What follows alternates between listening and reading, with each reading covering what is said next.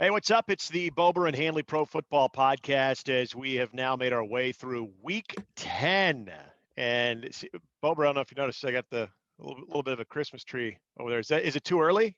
Well, I there's mean, you got the nothing. leg lamp. Yeah, the leg lamp plays all year long. Yeah. But the leg lamp, Cleveland, they won. As you can see, there's no presents or anything on the tree, kind of like No. Chicago's offense. So, I want to say this. I really do hope Nick Foles is okay, because that was odd looking, like what happened. But now I guess it's either his hip or something with his back, hip, or leg. I don't know. They're kind of vague. It didn't. I mean, anytime you go off on a board, even though he was kind of upright and seemed to be okay, hoping he's all right. But my gosh, I mean, as bad as offenses can get, I don't know if they get much worse than the Chicago Bears offense. And honestly, this sounds awful because I never thought I'd say this in the last 4 years, at least the last 2 years. I think this offense is better off with Mitchell Trubisky. I truly believe that. you know, I don't quite get it. It's kind of funny because just to talk about that game, I know we're going to get into the game, but if you look at how Nick Foles is being used by Matt Nagy Mm-hmm. in Chicago, I feel like the other kind of offensive protege under the Andy Reid tree is doing a horrible job in Philadelphia. Yeah. I don't think Peterson's doing a great job with Carson Wentz, and Peterson did a great job with Foles. Maybe they need to trade those guys. You know what I mean? Because Hey, as a Bears fan, I'm open for anything right now other than the current regime. I like Chuck Pagano as a defense coordinator. I'm fine with that. But as far as the offensive side, uh, to me, in my opinion, everybody's for sale. I, Everybody's suspect. I mean, think about that. In Philly, he had a great run with Foles, right? It's like Foles was the guy he could do what he wanted, but then he comes to Matt Nagy in Chicago, and he can't. I mean, now they are deficient in talent. Let's get that straight, right? They don't have a running back, right? Montgomery, when he's in there, is probably not a top tier running back. Mm-hmm. They don't have any backups whatsoever. They have Cordero Patterson back there. He's a receiver, Yeah. right? And Robinson is probably their best talent out there at the end. But after I that, agree. they really fall off when it comes to talent. Overall talent, they're Yeah. nowhere near. Maybe that kid from Notre Dame, the tight end's a good player, Cole but Kmet. they Yeah. are very deficient. And I don't know. I think I put that more in the GM than anything else. But Absolutely. I think that, that game last night, it was boring to watch. And I know we're going to get into the game specific later, but the Bears, I don't think we believed that they were that good. And now they're kind of showing that they're really not Yeah. that good. For me, yeah, we can get into the game here in a moment, but for me, you hit the nail on the head, GM, because I was texting with some friends last night about this thing, and my brother-in-law, we were just kind of venting, and I just said, you know what, at this point, the more embarrassing for me, the better, because I just feel like when you are wasting a defense, and make no mistake about it, I mean, what the Bears defense did against Dalvin Cook, not many defenses do that. This Bears defense is a championship caliber defense. I have no issue saying that. I think they really are. When you waste a defense like this, and to your point about maybe not having frontline talent, I've seen Bears teams in years past with less talent offensively and have more production. So again, this is a total and utter failure, starting with the general manager. And to be honest, Matt Nagy, not too far behind. This is 2018 to me is a fluke. You cannot waste a defense like this. And that window is continuing to close. It's so the reason I say the more embarrassing, the better, is because I feel like there should be some accountability. And that starts at the top of the general manager. It's not good enough. Well, maybe there's some hope because if you remember back in like 2014, I think it was when the Chiefs were 2-14, but they had a pretty spectacular defense. With Dontari Poe, Eric Mhm. Berry, Tom Bahali, Justin Houston, Derek Johnson. There were some dudes on that defense, and they bring a guy Yep. named Andy Reid in, and he turns them and he goes 9-0 to start that. And he had to play with a guy named Alex Smith, Yeah. who was a cast off at that point. So there's hope, but it appears that they're going to have to make a change, or else they are going to waste this pretty high end defense that is kind of being wasted. Well, yeah, and the thing is, they don't need to be a top 15 offense for this team to not only be in the playoffs, but to be a legitimate contender with that defense. They just need to be between 25 and 20. I Mm. mean, that's the thing. From 2018, they, I think, were the 24th or 23rd best offense. And then last year, they were the 27th. This year, they're almost dead last. You're heading in the wrong direction, but nobody's asking for Matt Nagy to have an elite offense. Just be average. If you're average, you're going to win 10 or 11 games. I mean, it's just, yeah, it's maddening. I could go on for 4 hours about this, but we got other stuff to get to. So let's do that. Let's do that. Let's do it, Uh, man. Let's talk about Drew Brees, man. I mean, yeah. that's a big ripple effect, I think, in the NFC, honestly, because the Saints, who are playing as good or better than any team in the NFC, um, Drew Brees goes down, stays in the game for a while, but obviously, come to find out, he has 5 broken ribs and a punctured Mhm. lung. Very tough dude. But Jameis Winston came into that game, and it's not even close. Now, to his credit, he didn't throw any interceptions, Yep. but they had him at the goal line, like in shotgun, like trying to read the defense. I mean, you got Alvin Kamara and hand the ball off, you know? So I don't know where they go from that. I would anticipate there is a step down because he's not Teddy Bridgewater. He's not going to fill in and not make mistakes like Bridgewater did. That's a big ripple. Now all of a sudden Tampa Bay's back in it, and some other teams in Green Bay now looks towards maybe getting that top seed. So Mhm. it's going to change a lot in the NFC. Yeah, it is. And we talked about it last week, how it was just so jammed up. I mean, you look at so many different teams, and it was funny last night. They showed it was the debut of the in the hunt graphic. You had all of the who's in the playoffs if it started today, and then who's in the hunt. And interesting enough, I mean, now with Minnesota's victory, they're at 4-5. So they could push themselves back into this thing. Detroit's 4-5. So I mean, even some teams that we don't even consider to be very good are kind of on the outside looking in. But yeah, with the Saints, look, remember when they started the year off, there was still a lot that we were kind of scratching our head about with this team. Even when they were winning some games, you're thinking something just doesn't look right with this team. And then in the last month, they really have looked like at least a championship caliber team that I think we thought they would look like before the season started. Now, just like last season, you have an injury to Drew Brees when he had the finger injury last year. And as you mentioned, Teddy Bridgewater filled in. He goes 5-0 and ended up getting himself a nice payday and a nice gig in Carolina.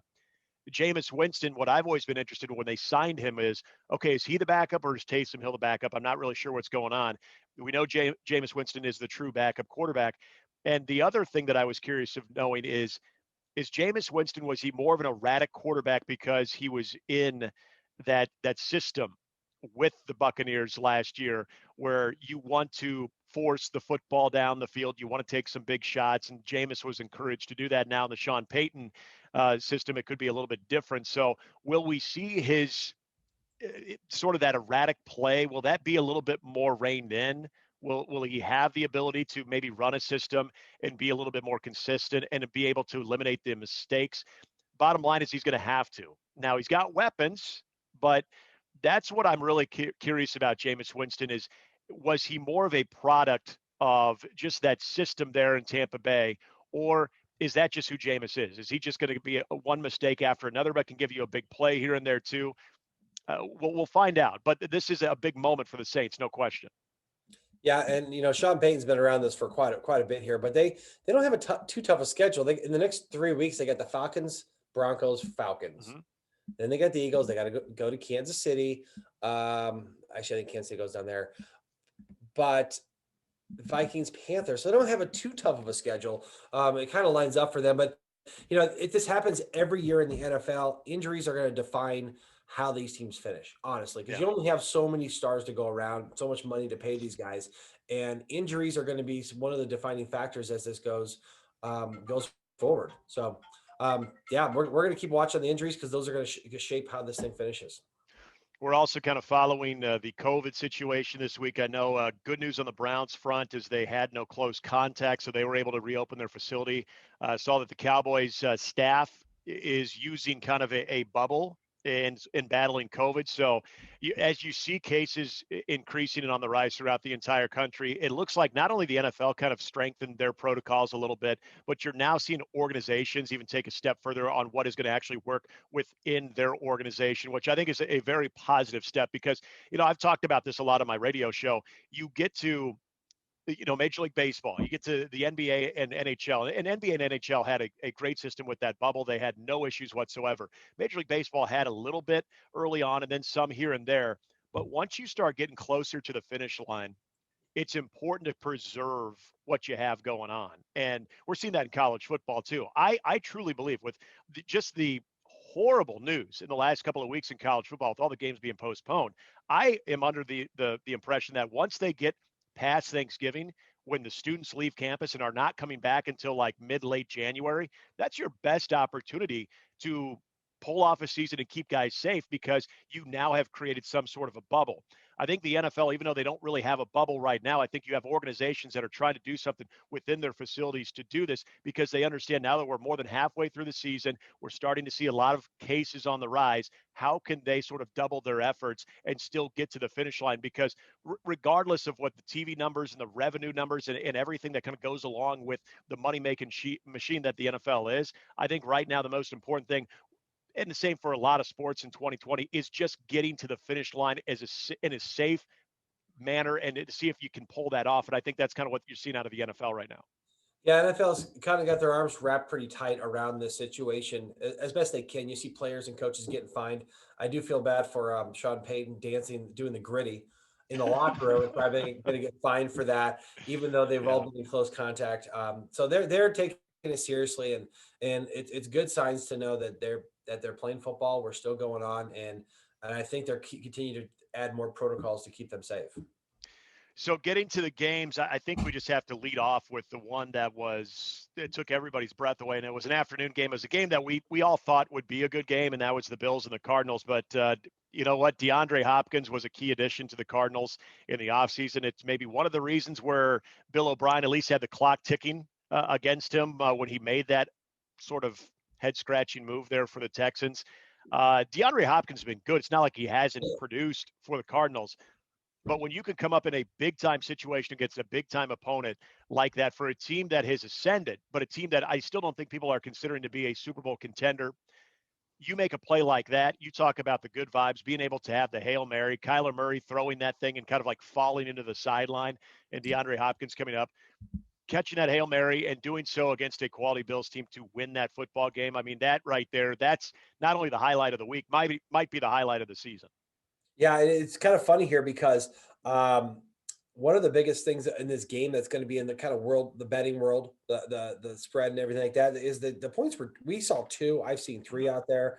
Arizona was favored by, and they ended up winning by two. But let's not forget that they make this tremendous play to come back. And Buffalo, let's not take anything away from Buffalo, right? That was a great game. They Yep. just got one upped by something that probably won't happen to them ever again in their lifetime. But Arizona scores that touchdown and goes down and takes a knee. Mhm. You know how many people that took out of the money?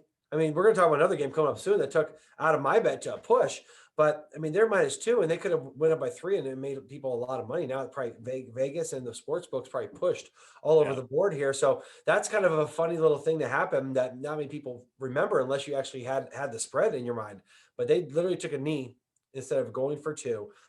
But I think both these teams are going to be in their respective divisions and conferences in the mix here. Arizona, I still doubt what they're doing on defense. Buffalo kind of had their way with them a little bit. Josh Allen had a huge game.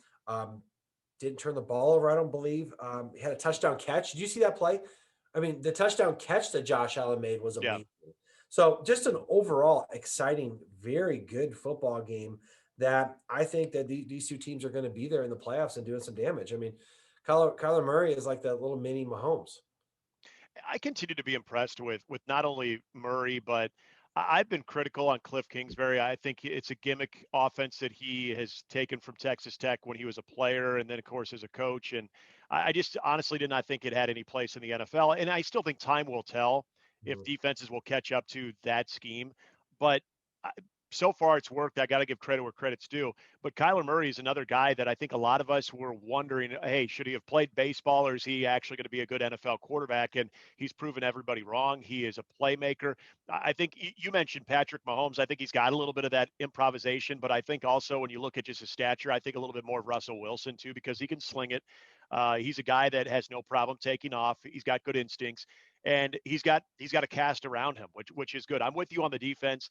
That's something that needs to get better. But I mean, I honestly did not think we would look at the Arizona Cardinals in the position they're currently in right now. So I think already it's been a plus for this team. And I think everything that happens on top of it, because I'm with you, they're going to make the playoffs. I think everything that happens on top of it's gravy. I think the organization is already miles ahead of where I think a lot of people thought that they would be. So it's really good. And to the Bills, look, they were up in this game by a lot. Then they gave up that lead. Then they came back and took the lead there at the end. Looked like they were going to win it. Again, the most low percentage play beats them. I don't take anything away from the Bills' effort in this game and say, boy, I'm a little concerned now about Buffalo. I still think that this is a quality football team. And you're right. I think Josh Allen continues to show that he can win you football games. Even though they didn't win this game, he makes enough plays within a game that I think is just something we did not see a couple of years ago. So I think you got to like what you still have there in Buffalo. I totally agree. Looking at some of the other ones too. I mean, Texans, Browns. Have you ever played in conditions like that? I mean, we've seen rain and snow, but when you've got that wind, Yeah. the way that it was, they had to delay the game because you had those huge like microburst winds coming through at 77 miles an hour.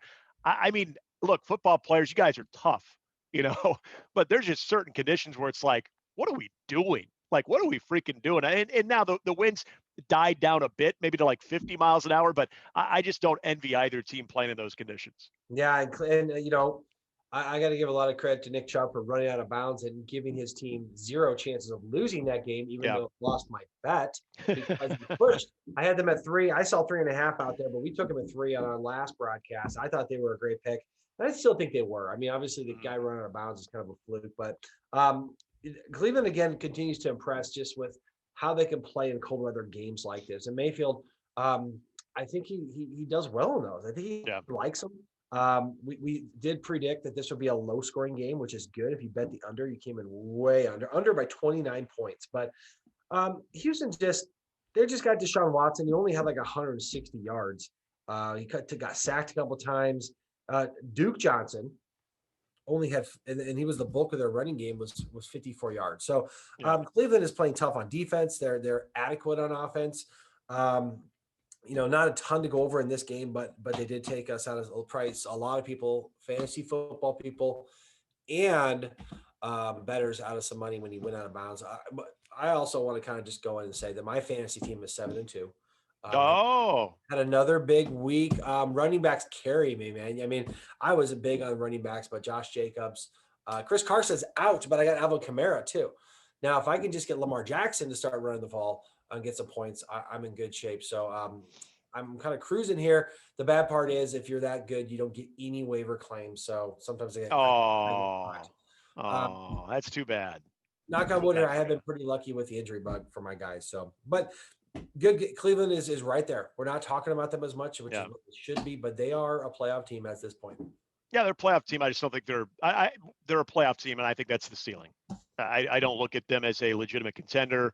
I think Baker Mayfield, again, I'll give credit where credit's due. I think he's done a lot less talking and just more playing, but I still think that you see holes in his game, and I just think that those are going to be there for him. But hey, good for the Browns. I mean, really, just win football games in the NFL. You're never going to apologize about it. Another game that is not interesting because there are two teams that I don't think we take very serious, but I want to mention the Detroit Lions for a moment because, again, Matthew Stafford, he's playing well.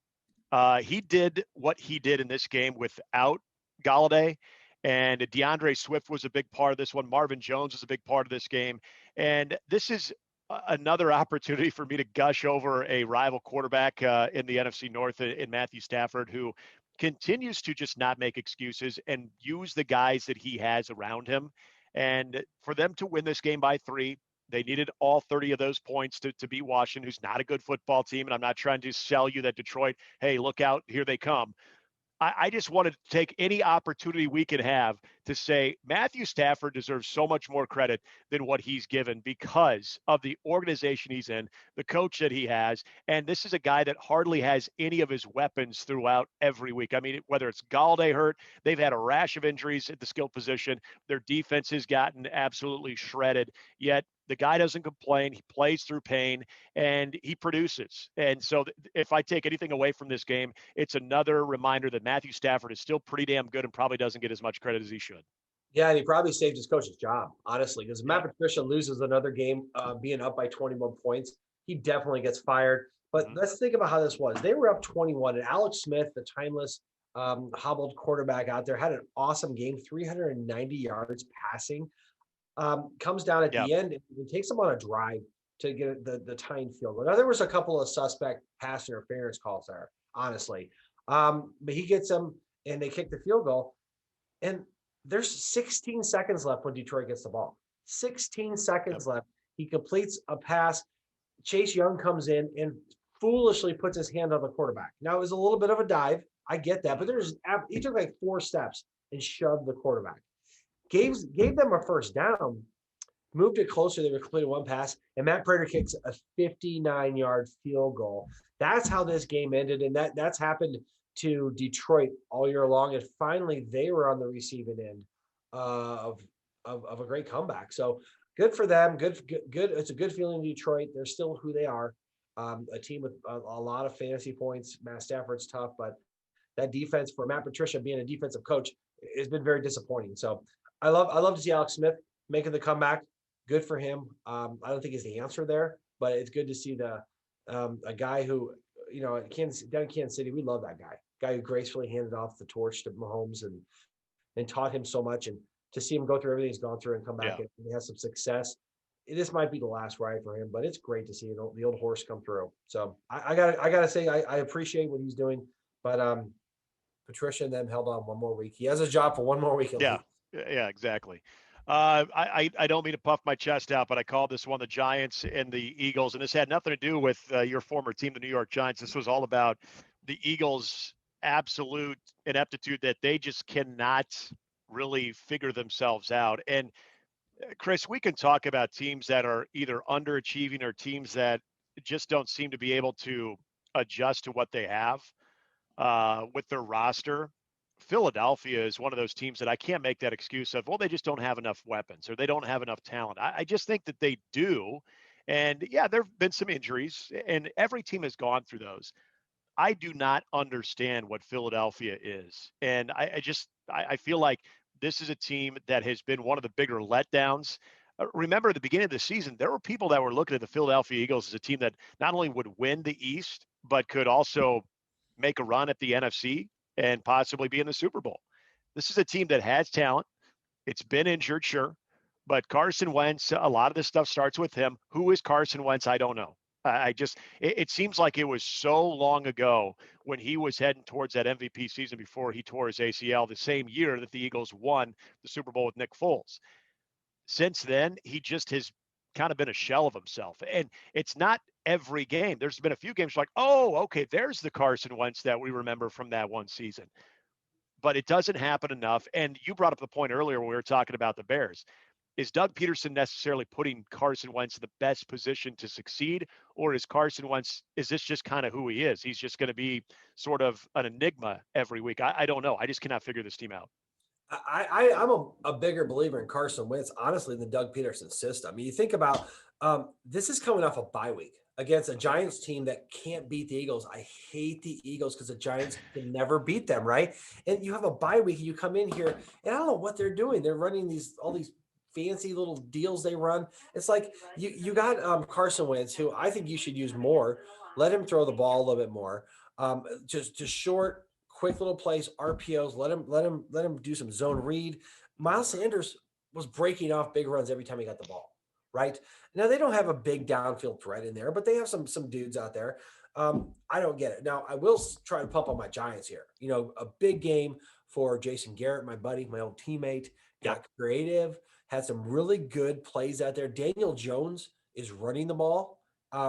I think the way they're using Daniel Jones is how they should be using Carson Wentz in Philly, right? I mean, he had almost 300 yards total. He had no turnovers, which is awesome. The Giants figured out how to run the football with young, developing linemen. Wayne Gallman had 2 touchdowns. I mean, who are these guys?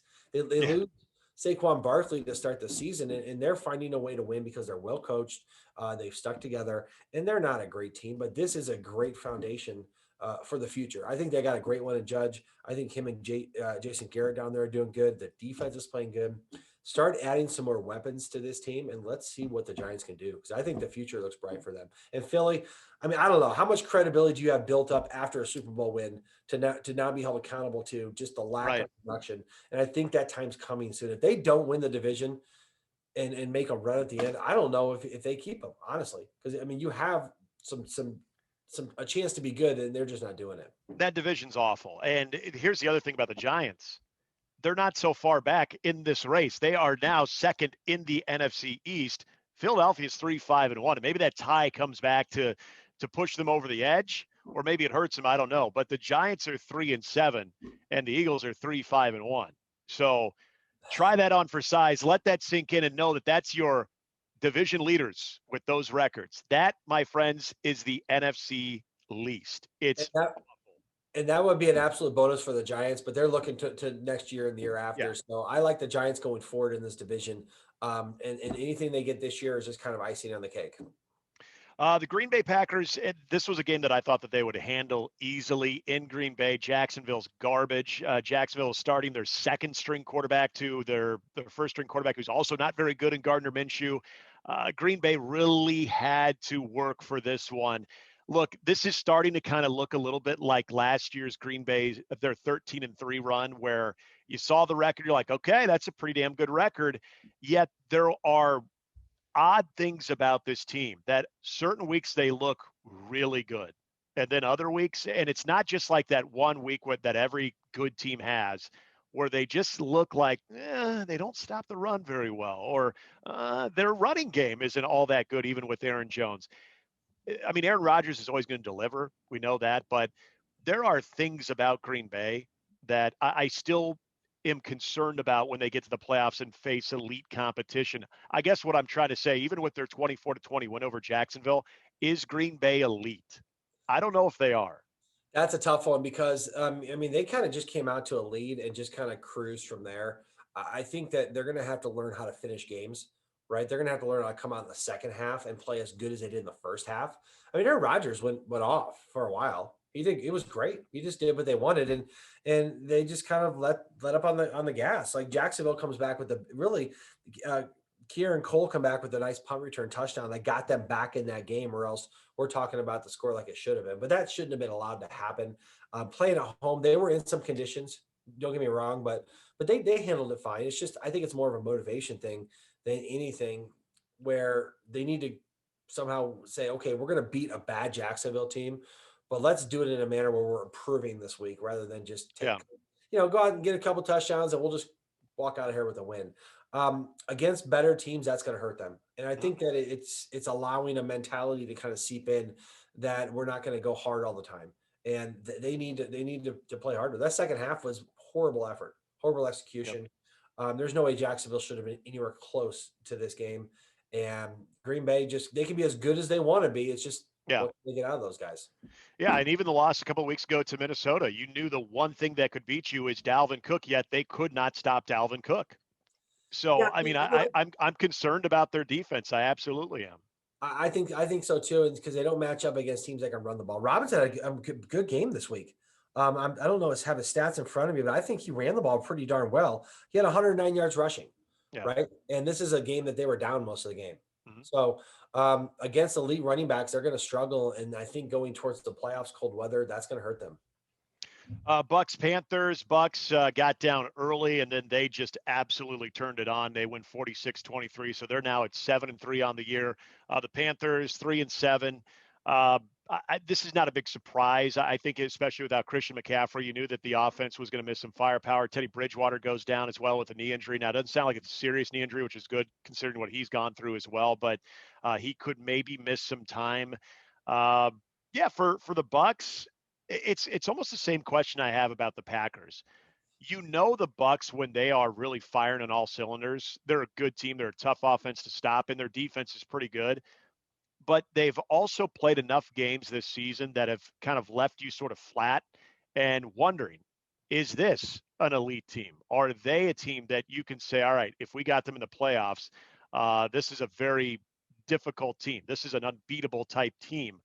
Are we saying that about the Bucks either? Now, again, this was a good win, and they turned it on at the end. This was the type of Bucks effort that I think we look at and say, wow, okay, we see you, you look for real. But can we get that every week? And will we start to get that every week as we get closer to the end of the season? That's my big question with Tampa Bay. Yeah, and Tampa's still a developing team. The thing to remember about them is that they have not been all together that long, right? Tom Brady didn't have an offseason with them.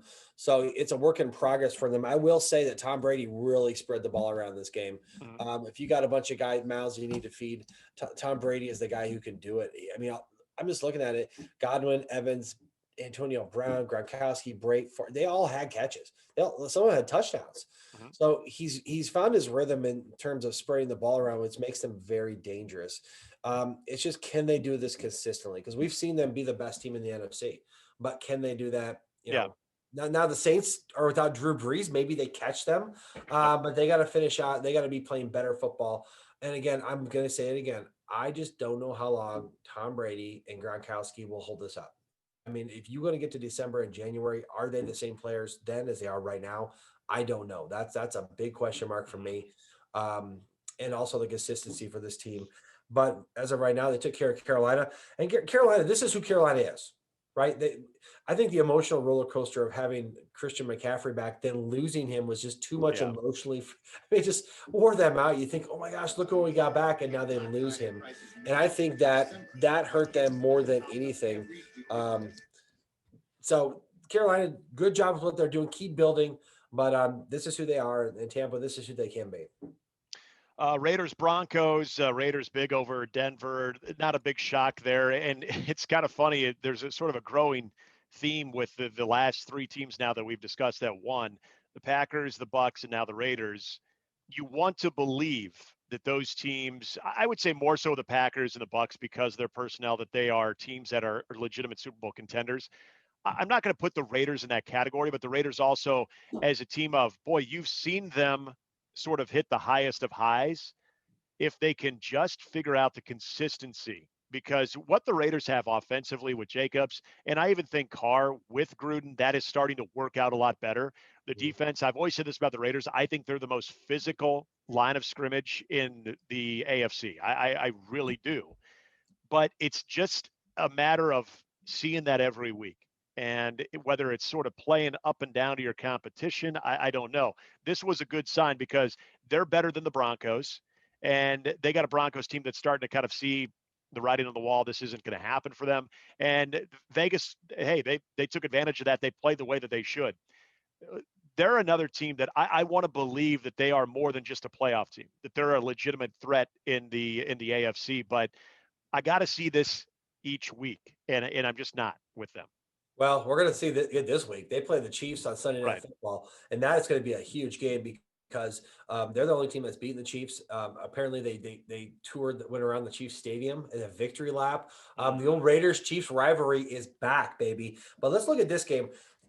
The Las Vegas Raiders were +5 in turnovers. You want to win in the NFL? Go be +5 in turnovers, right? Yeah. That's 5 takeaways with 0 giveaways.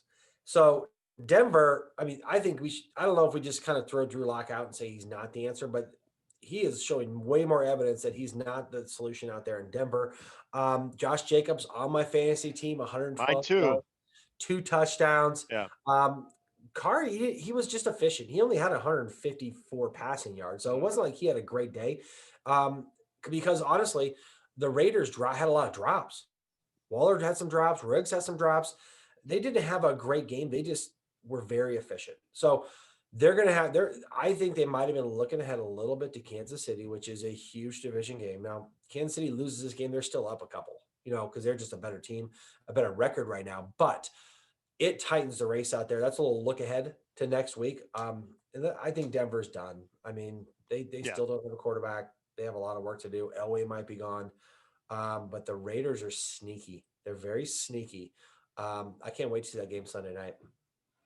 Well, we thought it was a sucker bet, and it turned out to not be a sucker bet. The Dolphins were only a 1.5-point favorite over the Chargers. They take care of business over LA, winning 29-21. And again, another step in the right direction for Tua Tagovailoa. Threw the ball well. He can move around. I think he's starting to get very confident as a starting quarterback in the NFL and with this Dolphins organization. I continue to really like what I see out of this Dolphins team. And as much as it's fun to talk about the quarterback change and what they're doing offensively, I don't think the defense gets enough credit. I think Miami has a legitimate defense. They got guys at each level, and they just keep winning football games. This is kind of a fun development. And now you're looking at that AFC East, and we'll get to the Patriots here in a moment, but looking at the Bills and the Dolphins, that could be a pretty bitter rivalry at least this year. That could be a finish that is going to be a must watch because those two teams look like they are going to make this thing very tight to the very end. Yeah, I think we have to start giving Brian Flores a lot of credit down there. Yeah. I'm still going to hold back a little bit on Tua, okay? Because we have not seen him in situations that typically you have to win playoff type games with. He plays with a great defense. He plays with a great special teams. They had a blocked punt for a touchdown again this week. Mm-hmm. So if you have them on their DST, defensive special teams in fantasy football, you're killing it. But they're very good. Tua's not messing up. He had some throws that could have been interceptions in this game. Yeah. Let's not go and throw him in the category of being Mahomes or Brady. No, not at all. I think he continues to take gradual steps forward each week, just overall comfort level in this offense. Yeah, he's a positive that he shows up and he's the number one overall draft pick that he should be. Has not been tested that much yet. He has not been asked to win a game yet. The Chargers, again, they're like the Broncos, the Panthers. Some of these teams are just not very good. Herbert's a spark plug, but he did not have a great game. Made a lot of bad He's throws. coming back down to reality, definitely. Yeah, a little bit, mostly because people will start figuring him out, and they don't have a lot to go off of out there. I mean, they got a couple of good receivers. Don't get me wrong, but their defense is getting ran through. So, LA, they're just who they are. They're not very good. Miami is 6-3. You talk about, would you have suspected Miami being 6-3? I think Flores is right up there with Coach of the Year. They have a dominant defense. They're legit over there. So they're a team to watch. It's going to be exciting to see if they can chase down the Bills and see if they can get in the playoffs and do some damage. I think I took the Dolphins go 7-9 this year. So yeah, clearly I was not high on the Miami Dolphins. No one was. I mean, how could you? There's no evidence of that. So good for them. And this is why we love the NFL. Yeah, absolutely. All right. So we were kind of, I didn't use this as a bet, but I know you and I kind of went head to head on this one, the Rams and the Seahawks. I said I was going to take the Rams because I feel like they have the better defense. Seattle's defense continues to just kind of be a liability for a team that otherwise I think has a lot of the weapons offensively to be a very good team and a tough out in the postseason. But it was the Rams defense in this one that was the difference. And for the first time really this year, Russell Wilson wasn't able to really get going. The Rams win this one, and they continue to, I think, serve notice to the NFL that they're talented on the defensive side. Their offense, I think, has been a little bit more figured out, and I still am not a huge fan of Jared Goff. I just do not think he's that great. But when you do have guys like Aaron Donald, you have guys like Jalen Ramsey on the defensive side of the football, and that group is playing really good football, it makes it easier for an offense that might be just above average and that maybe nothing more. But this was a good win for the Rams, and again, it was their defense that kind of sort of drove this thing home for them.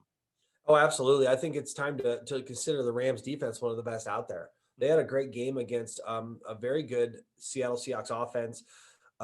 So there is a major chink in the armor with Seattle, right? And Seattle actually held up decent against the run, but holy cow, did they get just torched on the back end? I mean, they're not being able to hold up. And the Rams aren't a great passing team, but they're very efficient over there. But Russell Wilson now has 10 interceptions. Yeah. Right. And he was this MVP guy. And I'm not saying he's bad, but he's I think the pressure of trying to win games is starting to take its effect on him. There are some matchups over on the defense. Jalen Ramsey shutting down DK Metcalf, who had 2 catches. That's it. And this guy's unstoppable, but he's a good matchup for him. DK Metcalf only can do so many routes. He's a big dude. He's not a quick dude. And Ramsey wasn't afraid of him. So he wasn't afraid to be pushed around. The defense had 6 sacks, and they only gave up 333 total yards to Russell Wilson and the Yeah. Seahawks. That is a winning effort. That's a great division out there to watch because I don't know how it's going to turn out. The Rams right now, and then you got the Cardinals, who are world beaters now. So all of a sudden, Seattle is like third in that division. So Yeah. let's see how this plays out because they all got to play each other out there. Now, I will say the Rams, they might have lost Whitworth, their left Yeah. tackle, which I think hurt them. Very Had not similar to missed a like how. game in however many starts. It just a ridiculous number. Yep. But the Rams are coming off a bye week. They showed it. They were very well prepared, and they have a defined way of how they win football games. If they can stick to that, they can win a lot of games. So they're a tough team in the NFC, and now Seattle's in like a prove it mode because they have to Yeah. figure out a way to play some defense. I don't know. I Joel Adams had a huge 2 sacks, but he can't cover on the back end, and no one can for them. I would love in this next game too. The Niners Saints. We talked a little bit about the injury part of it for Drew Brees and the Saints. For the Niners, I would still like to see them in the NFC West discussion if they did have a little bit better luck with the injuries, because I still think if George Kittle, if they have Bosa, I just think that that's a different team. Not having to kind of play some games with and without Raheem Mostert. There's just a lot of injuries that they have not been able to overcome. But there were moments in the season when the Niners were relatively healthy that we said, oh, yeah, that's the team we remember from a year ago. So unfortunately, I think they're just too banged up that they're not going to be a part of that NFC West discussion. But if they had better luck injury wise, I think that was going to be a 4-team race that would have been really fun to watch in those last few weeks. But unfortunately, the Niners, they lose another one to the Saints. The Saints, again, as we mentioned earlier, it's going to be all about how does Jameis Winston handle this offense. We talked about his time in the Bruce Arians offense last year, where it's more of, hey, force the ball down the field, take some chances. You're going to throw some picks, but you're also going to get some big plays. Sean Payton's offense, it demands you to be more controlled. It demands discipline. And that's why Drew Brees has been so good in this offense. And that's what we're going to see about Jameis Winston and Teddy Bridgewater, even in the small sample size in the 5 games last year. He was able to really manage that offense, make the plays when they came to him, not forcing anything. So the big question is, can Jameis do that going forward? Can Jameis let the game come to him, let the plays come to him, as opposed to forcing it like it was somewhat encouraged there in Tampa Bay with Bruce Arians? Yeah, thank God for Alvin Kamara, 3 touchdowns on my Yep. fantasy team. Really pulled me through there. How did you get Jacobs and Kamara? I mean, was your rest of your league drunk or what? Well, they were drafting all these quarterbacks high, and I'm like, whatever, Jeez. keep after it, I huh? want to join your league. Well, who knows? I mean, fantasy football is half luck. You know what I mean? Yeah. Oh, One of yeah. you guys gets hurt, and I'm out of luck. So, yeah, the Niners. The hardest part about the Niners is that they are deficient on talent just because of all the injuries, and they run a precision offense when it comes to their run game. So losing all those guys hurts. They lost some big time talent on defense, both through injuries and through free agency. So it would have been nice to see them. I'm waiting to see what they're going to do at quarterbacks. Mullins look horrible, Yeah. right? He's And not being Beathard's not much better either. Beathard's not there. Garoppolo gets paid a ton of money and isn't much of an answer. So Yeah. we got some question marks out there. New Orleans, let's see how they handle it. I mean, I don't know. History tells us Jameis Winston loves to sling it, but Mhm. Teddy Bridgewater came in there and look what the quarterback he came out of New Orleans being. Um, Yeah. Being under Sean Payton, maybe they learned some intricacies of the game that he wasn't taught before. So New Orleans is still very good. Their defense is playing great. So if that defense keeps it up, they're going to be good. They have talent. They're still a tough team. It's just they have a tougher road without Drew Brees. And the other thing to watch out for Jameis, as we mentioned, Teddy Bridgewater, if you can have success in this offense, remember, Jameis Winston is basically over there for like $1 million. If he can have a good little run here before Drew Brees is better, Jameis could get himself a future payday. Jameis could possibly be identified as a starting quarterback for some quarterback needy teams going forward, and could up his value once again, just like Teddy Bridgewater did in the Saints system. So there's a lot of upside to how Jameis plays, even if he's not the long-term answer in New Orleans, if and when Drew Brees leaves, and it could be as early as next year, even if he's not part of the Saints future as a starting quarterback, that doesn't mean he's not somebody's future, but he's going to have to prove it. And this is a great opportunity for Jameis Winston to show that he can be a lot more disciplined with the football. So also keep that one in mind. Yeah, No, go ahead. no, that's you did great. That's perfect. Bengals Steelers. This was what the Steelers needed to do. because I think the Bengals are a team that, even with their record, they have a good quarterback.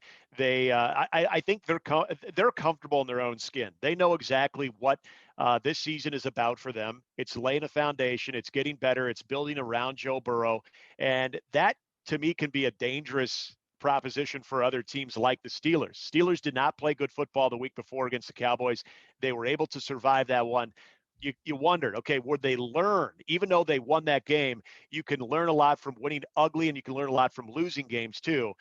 I think the Steelers got the message. They played the way that they should have against just an inferior opponent. And I think that's another reminder. The Steelers 9-0 for the first time in franchise history. It's hard not to take this team very serious. I get it. The Chiefs are a great football team, but I think the Steelers are too. And they've got a defense to back it up. And they do. And now there's some interesting things that happened in this game. First of all, the Steelers offense is who everyone talks about the defense. I think the offense is what's setting them apart right now. Roethlisberger threw 4 touchdowns, and he spread the ball around again. Deontay Johnson had a touchdown. Juju had a touchdown. Claypool had 2 touchdowns. Yeah. They aren't great at running the ball, but there's another statistic that stood out in this game to me, is that Cincinnati rushed for 139 yards. Right. And I think the Steelers came off, they got rushed on last week by Dallas a little bit too. So this great defense actually looks like it's a little vulnerable to rushing the football, which helps even out.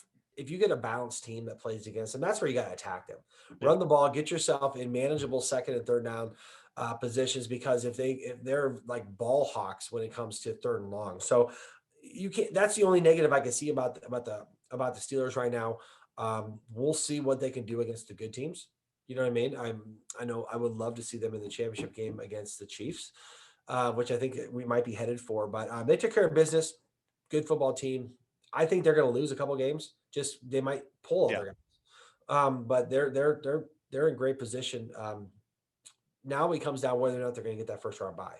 Yeah. So they might be playing for that more than anything else. I remember only just the first seed, the number 1 seed in each conference gets the bye, unlike the unless they cancel years. a game, right? If they cancel, then we got an expanded playoff. Yeah, then I think you got multiple teams. Then is it multiple teams get a bye, or multiple teams, or does everyone have to play?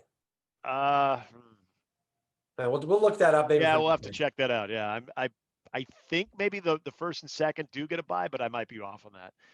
The Sunday night game, bit of a surprise. The New England Patriots, just when we thought, okay, that they're done. I said this was a great opportunity for Lamar Jackson on the big national television primetime stage to remind us that how good he is. That didn't necessarily work out. Now, he didn't play bad. I don't want to say this was all on Lamar Jackson, but again, what we have seen this season compared to last year is defenses are saying, hey, Lamar is good, but he's got limitations, and we're going to exploit that. And it was exploited again. And we shouldn't be surprised that it's Bill Belichick that is able to say, okay, you can run the ball a little bit. You can even get your yards in the air. But when it comes to the passes and it comes to situations that matter, we're going to take those away from you, and other players are going to have to beat us. And the Patriots took that away from them. Rex Burkhead, former Husker, had a big game for the Patriots as well, getting a couple of touchdowns. And to me, this is not more about the Patriots. This is more about the Ravens. I don't trust them. I do not trust this team. Yeah, it's kind of amazing to me that these teams are almost carbon copies of each other now, right? And one of them, they both have fallen to that level. I think that, look at the Patriots side of it. Cam did good. He did good. He had no turnovers. He ran for a touchdown. But it was still watching. You're like, okay, now let's be honest. This was played in a pouring rain. Oh, yeah, it was not good. It wasn't like there was going to be a sling fest out there, but the Patriots got creative. Jacoby Myers throws a touchdown to Burkhead, and I don't want to, you look at the Patriots. How far can they go? Again, I'm not trying to be a jerk about this. When Rex Burkhead's your feature back, you're not that good. And Rex is a good dude, but he's not Dalvin Cook. He's not any of these high-end running backs. He's a good NFL football player. But if he's your feature guy, you're not working with that many weapons out there. But Damian Harris goes over 100 yards, for the Patriots. So, I mean, it's not like Rex is their feature back. I mean, and that's the Patriots. It's one guy each week. And Damian Harris, even though he didn't get the ball in the end zone that much, I mean, he still chews up 120-something yards. Yeah. And they had 173 rushing yards against Baltimore, who's supposed to be this great defensive team. And, I don't know. I feel like Lamar Jackson's being hemmed in a little bit too much, right? I think they're saying, okay, well, he's got to be this quarterback. Well, just make him a running back, Yeah. right? Let him run the ball. Let it be high school football. Let him run the ball. At this point, he's so bad when he has to pass and he has to make like first downs on third down. It just ain't working. So just give him the ball, let him run it, see how far that gets you, because that got you pretty far last year. Yeah. I just don't think that they're doing that enough. I think that they've had some injuries over there too. The defense, I think, played a pretty good game, but without an offense to back them up. I mean, the Ravens just aren't that elite team we thought they were. I think we all thought they were doing that. And I think Lamar Jackson, quite honestly, isn't playing that bad. He's coming off an MVP season. So the expectations are that high. And New England, they went out there. It's just probably better coaching. They got that through that game, I'd say. And as we kind of wrap up with, and we kind of led with this, the Monday Night Football game. Sorry, America, you had to watch this thing. It was a stink fest. The Vikings, they win 19-13. And first for Minnesota, you got to give credit. Finally, Kirk Cousins is able to knock through that door. He is now 1-9 on Monday Night Football. Finally got that primetime victory. And I'll give Kirk Cousins credit. The Bears were stuffing Dalvin Cook. They held Dalvin Cook to just 3.2 yards a carry. I think he rushed 30 times for just under 100. I think he was 30 for 96. So they committed to Dalvin Cook. But when Kirk Cousins had to make plays off play action, he was efficient. He was accurate. He had the one really bad interception to Khalil Mack. But other than that, I thought he played well enough in a game that I said, the Bears will take away Dalvin Cook. It's going to be up to Kirk Cousins. And if it's up to Kirk Cousins, that typically bodes well for the opposition. Kirk Cousins finally able to buck that trend. So give credit to him. All of a sudden, don't look now, the Vikings are 4-5, and they're feeling very good about themselves, winning 3 in a row. And so that is a plus for Minnesota and for Chicago. I was telling somebody, it wouldn't shock me if Chicago finishes this thing at 5-11 or 6-10, because their offense. Look, Minnesota was letting opponents, I think, run up about 417 yards per game. Chicago was at 149 total yards. That's not rushing or passing. That's total. That's brutal. And you know the other thing? The offensive line, which has been pretty bad for Chicago, they weren't awful last night. And yet they still couldn't do anything other than a Cordero Patterson kickoff return for a touchdown. The Bears offense is historically bad, and you cannot win games. As good as their defense is, they can't score 21 points for you. So I don't know what changes. I don't know what can change other than Mitchell Trubisky will be your likely starter going forward because Nick Foles got injured. This thing it's going to go south. It already has gone south. They get the bye week this week. They come back and play Green Bay Sunday night football on Thanksgiving weekend. Yeah, good luck with that. This is not going to go well. It's not going to end well for Chicago, and it's probably not going to end well for Ryan Pace, the GM. Yeah, and who knows how that thing goes. Minnesota, for everything that they came out to start the season with, they look pretty darn good, right? And Dalvin Cook got stuffed last night. Now, when Hicks went out of that game, that's when Dalvin Cook got a little bit of confidence and they started going. But Kirk Cousins played okay up to that point. Played well enough to win. And Kirk Cousins is a guy that's kind of like, it's frustrating to watch him because he just won't pull the trigger. Like, he's got Justin Jefferson out there, Adam Thielen, and these guys can make some plays if you give them chances, but he just won't pull the trigger. So I'm not a fan of either team really, but like I'm watching, like throw the ball, throw your guy open, and he won't do it. But Dalvin Cook is something special. I mean, I will give them credit for sticking with him last night. He was getting stuffed, and it worked out for him. Good coaching. Mike Zimmer really took advantage of several situations in that game for his Minnesota defense to really shut down the Bears. And the Bears are, I don't know, there's nothing there. I don't know where they go from here. They have some major questions to answer. Minnesota's rising. I don't think I think against good teams that defense gets pushed around a little bit. But with Dalvin Cook, Kirk Cousins, if he doesn't turn the ball over, they're a team to be watched. Maybe not playoffs even, or championship level, but their team you got to get ready for. And the Bears, I think the Bears are just kind of sliding into that abyss, and this third and fourth quarter of the season might be rough on them. Let me ask you this, because I know it was discussed this morning on Get Up. locker room division with Chicago, given how good their defense is and how frustrated they must be because their offense can't even give them any sign of life. Like, can that start to create a division where this thing starts, even as bad as it is on the field, all of a sudden starts carrying over into the locker room? Yeah, I think it will. You don't predict these kind of things, but that defense is a pretty tight unit. You see that and how they play, and if the offense doesn't support their role, it's hard. It's hard to go out there and get beat on national TV Yeah. when you give full effort and do all these things, and the offense isn't pulling their weight. So that's a problem. If it goes on long enough, it becomes the coach's problem, and it falls right on his shoulders. And they haven't had a lot of time together. They didn't have an off season, so there's a lot of things trending in the wrong direction. In the locker room, I think is one of them. I think it's going to be hard to satisfy that defense when you're scoring 2 field goals. There are some great games starting Thursday. We got Seahawks in Arizona, which is awesome. Thank goodness we needed that after watching last night's primetime dud.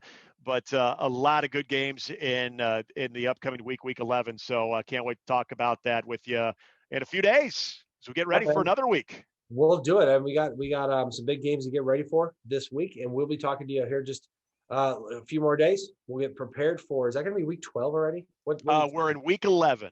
All right, we're going to get into this thing, and we're getting towards the. Yeah, it's going to be week 11. So this is when the games start mattering a lot. Yes, they do. All right, man. We'll see you next time. Okay. All right. Be well.